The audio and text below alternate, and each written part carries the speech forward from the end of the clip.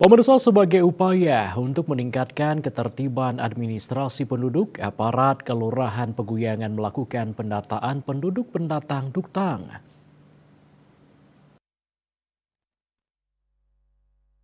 Kepala Kelurahan Peguyangan IGD Sudi Arcana mengatakan tim kelurahan juga menyambangi kediaman penduduk yang tengah melakukan mudik di Banjar Prajasari.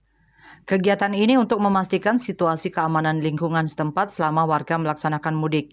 Dalam suasana yang kondusif, para petugas bergerak aktif melakukan pendataan dan memberikan informasi terkait prosedur administrasi kepada penduduk yang tengah berada di wilayah tersebut. Sementara itu, salah satu warga, Murdani, menyampaikan apresiasi atas kerjasama antara pihak keamanan dan masyarakat dalam menjaga ketertiban wilayah.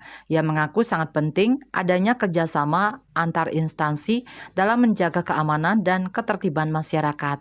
Cita Maya Bali Pos melaporkan.